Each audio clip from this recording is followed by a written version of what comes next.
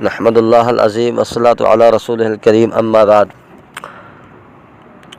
12 रबीउल अव्वल जे हवाले सां अवां जे साम्हूं हिकिड़ो पैगाम पहुचाइणो आहे। उहो इहा आहे त रसूलुल्लाह सल्लल्लाहु अलैहि वसल्लम जी वफ़ात आयात हसरत 12 रबीउल अव्वल ते थी आहे ऐं इन ॻाल्हि खे बरेलवी उलमा बि तस्लीम कयो आहे।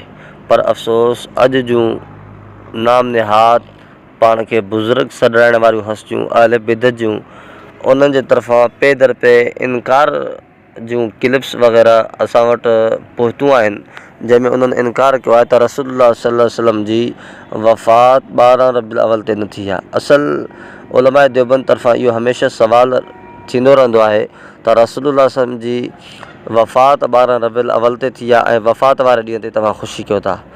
पर अफ़सोस हुजणु त ईअं घुरिजे आहे जो इन बिदआत खां पाण खे बचाईंदा ऐं रसूलुल्लाह सल्लल्लाहु अलैहि वसल्लम जी वफ़ात वारे ॾींहं जो लिहाज़ रखंदा, पर बजाए इन जे रहंदो अञा जेका बरेली उलमा इन ॻाल्हि खे तस्लीम कयो आहे उन जो बि इन्हनि इनकार करे वेठा आहिनि। उहा आहे त रसूलुल्लाह सल्लल्लाहु अलैहि वसल्लम जी जेका वफ़ात मुबारक आहे उहा 12 रबीउल अव्वल ते आहे, उन जो बि इनकार कयो आहे।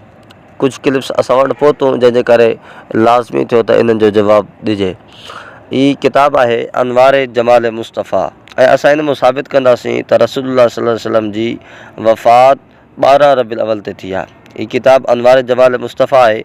इन जो मुसन्निफ़ मौली नकी अली ख़ान आला हज़रत अहमद रज़ा ख़ान फ़ाज़िल बरेली जो वालिद आहे। इन जे अंदर लिखे तो 11वीं बरस 63 वर्ष की उम्र में दोशंबा के दिन 12 रबीउल तारीख़ रबीउल अव्वल की दोपहर यानी रसूलुल्लाह सल्लल्लाहु अलैहि वसल्लम जो विसाल इन 12 रबीउल अव्वल ते तस्लीम कयो आहे। हीअ ॿियो किताबु आहे मीलादुन नबी डॉक्टर ताहिर क़ादरी जो, जंहिंखे शेखुल इस्लाम चवंदा आहिनि।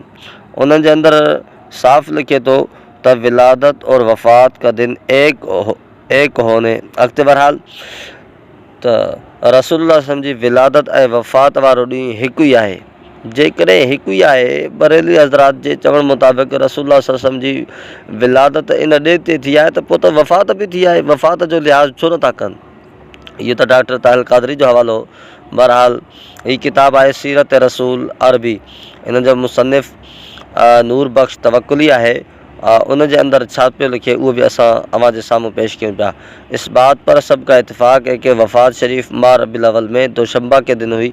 जमहूर के नज़दीक रबीउल अव्वल की 12वीं तारीख़ थी। इन जे अंदर साफ़ लिखे थो त रसूलुल्लाह सल्लल्लाहु अलैहि वसल्लम जी वफ़ात 12 रबीउल अव्वल ते थी आहे। हे सीरत रसूल अरबी ऐं जंहिंजे लाइ बरेली इहो बि दावा कंदा आहिनि त हे रसूलुल्लाह सल्लल्लाहु अलैहि वसल्लम जी बारगाह में क़बूल पियल किताबु आहे। बहरहाल हीअ किताबु आहे फ़तवा रिज़विया, इन जी जुल्द नंबर 26 आहे। अहमद रज़ा ख़ान बरेलवी जी आहे। इन जे अंदर बि लिखे पियो सवाल आहे, उन जो जवाबु ॾिए पियो क्या फरमाते उलमा दीन इस मसला में कि वफ़ात शरीफ हुज़ूर पुरनूर सल्लल्लाहु अलैहि वसल्लम की तारीख़ क्या है। अॻिते जवाबु मौली अहमद रज़ा ख़ान ॾिए पियो यानी हुज़ूर अक़दस सल्लल्लाहु अलैहि वसल्लम की वफ़ात शरीफ और रोज़ दोशंबा 12वीं तारीख़ रबीउल अव्वल शरीफ को हुई। हाणे इन जे अंदर साफ़ चइनि किताबनि जा हवाला ॾिना जंहिंजे अंदर इन्हनि तस्लीम कयो आहे ऐं वज़ाहत सां तस्लीम कयो आहे त रसूलुल्लाह सल्लल्लाहु अलैहि वसल्लम जी वफ़ात 12 रबीउल अव्वल ते थी आहे। 12 रबीउल अव्वल ते इन्हनि जॾहिं इन ॻाल्हि खे तस्लीम कयो ऐं अहमद रज़ा ख़ान जे लाइ इहो बि उन्हनि पंहिंजे किताबनि जे अंदर लिखियो आहे त अहमद रज़ा ख़ान उहा शख़्सियत आहे जो अहमद रज़ा ख़ान जी ॻाल्हि खे मञणु हर फ़र्ज़ खां आम फ़र्ज़ु आहे। जॾहिं इन खे एतिरो दर्जो हासिलु आहे पोइ उन जी ॻाल्हि खां भॼणु छो।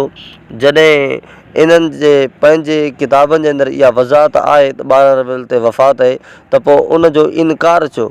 असल वजह इहा ई आहे त अकाबरीन उलमा देवबंद हमेशह हक़ ऐं सच खे बयानु फ़रमायो। उन्हनि जॾहिं ॾिठो त उलमा देवबंद जे सवाल जो जवाबु नथा ॾेई सघूं त बजाए इन जे बिदत खां बचण जे, पर अफ़सोस उन्हनि 12 रबीउल अव्वल जे वफ़ात जे ॾींहं जो बि इनकार करे वेठा।